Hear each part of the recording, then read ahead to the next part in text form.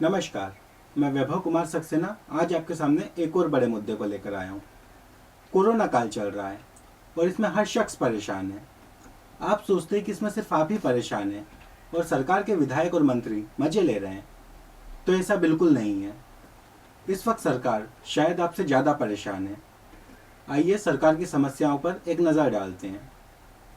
अगर आपको लगता है कि देश में महंगाई काफ़ी हद तक बढ़ चुकी है और इसका असर सिर्फ आम जनता पर पड़ रहा है, तो यह बात पूरी तरीके से गलत है। हालांकि मंत्री और विधायक होने के नाते इनको पेट्रोल, बिजली बिल, इलेक्ट्रिसिटी बिल इत्यादि सुविधाएं तो फ्री में मिल जाती है, लेकिन इसके बावजूद आपको इस बात का अंदाजा नहीं है कि इस वक्त सरकारी विधायक कितने महंगे हो चुके हैं, जिनको खरीद पाना आज सरकार के बजट के बाहर जा रहा है।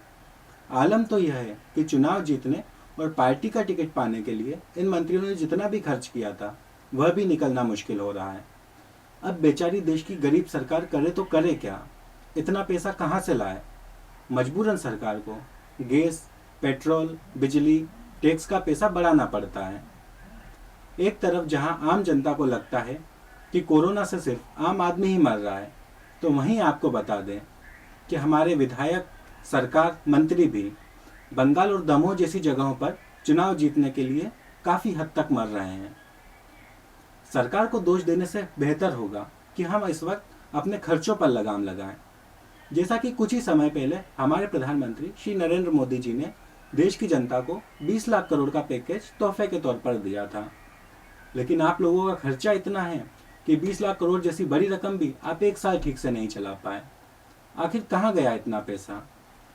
आप लोगों की जुए और शराब की आदत के कारण ही सरकार इतनी बर्बाद हो रही है।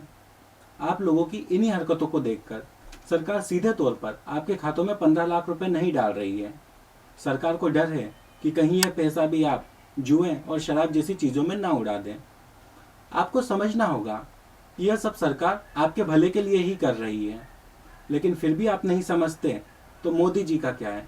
फिर से 20-30 लाख करोड़ के पैकेज की घोषणा कर देंगे और पिछली बार की तरह इस बार तो निर्मला सीतारमण जी को भी हिसाब देने में ज़्यादा दिक्कत नहीं आएगी, क्योंकि सूत्रों की माने तो इस बार निर्मला सीतारमण जी ने अपना पुराना सीए है जो कि 20 लाख करोड़ का हिसाब भी ठीक तरह से नहीं दे पाया था, उसे बदल लिया है। अब हम उम्मीद करते हैं कि इस बार मोदी जी जो भी पैकेज की घोषणा करेंगे उसका सही सही हिसाब आपको निर्मला सीतारमण जी द्वारा मिल जाएगा। फिर भी हम आशा करते हैं कि इस संकट की घड़ी में आप सरकार की समस्याओं को समझें और सरकार का साथ दें। अपने सभी बिजली बिल और टैक्स समय पर जमा करें, जिससे हमारे देश की सरकार की मदद हो सके। अब अगर हम ही सरकार को नहीं समझेंगे तो कौन समझेगा। धन्यवाद।